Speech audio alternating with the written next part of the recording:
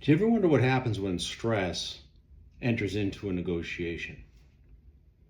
Have you noticed that despite all the preparation, that when things begin to feel extremely stressful, you can begin to lose control of the discussion, of the conversation that's happening at the table?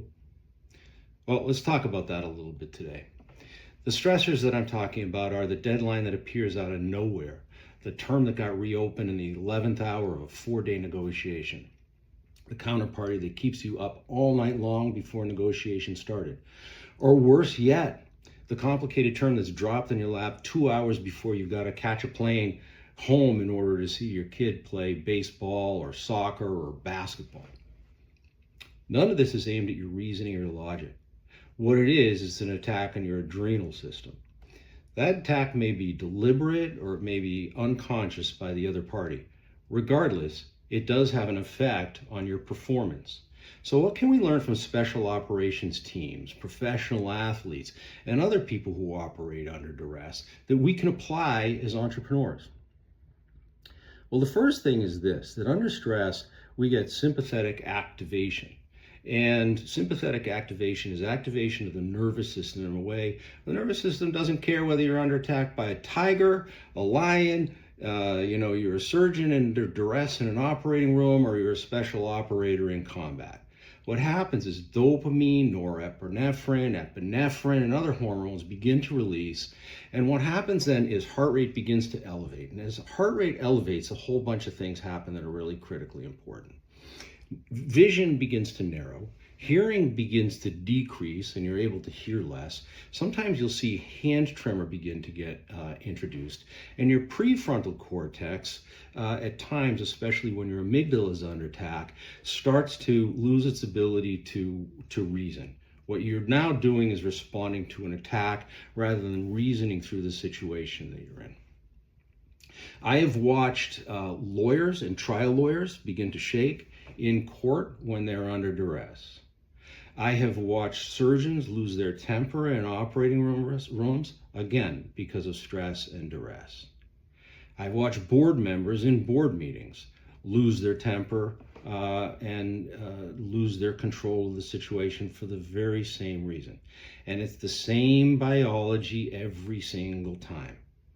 Oftentimes, the counterparty knows this, and sometimes, maybe they're doing it to you subconsciously. Regardless, it puts you at a disadvantage. Nothing separates these domains from a biological standpoint, except this, that in many of those domains, like surgery or special operations or a pilot, the possibility to rehearse and simulate over and over and over again exists. When you're in an entrepreneurial environment and these negotiations and the type of negotiations and the issue that we're negotiating over changes very frequently, the dynamic of the environment changes frequently. And that makes it more difficult for us to anticipate, to train, and to simulate what's going on. So how do we deal with this? Well, the first is, in order to be able to better anticipate, make sure that we're as trained as we possibly can be in the stimuli that could happen in the varying environments that we're in. Whether it is you're dealing with a regulatory negotiation, a negotiation over price in manufacturing a product, or an employment contract. Whether you're negotiating, critically importantly, the terms of a serious financing or an exit. All of those things can get control of your emotions, and each one of those environments is completely different.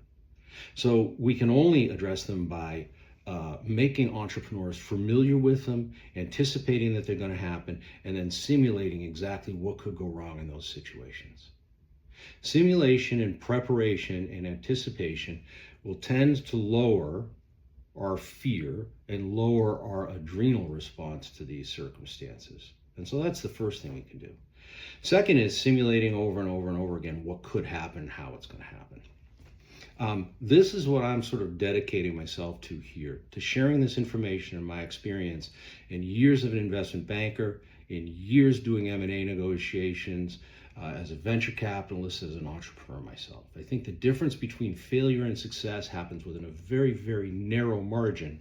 And one of the areas where failure can introduce itself is by getting stressed by the things that we don't anticipate. I'm going to talk more about that here, so feel free to follow and subscribe below.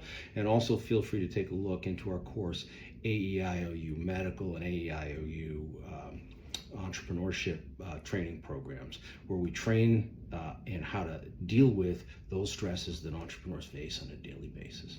Hope this is helpful. We'll see you soon.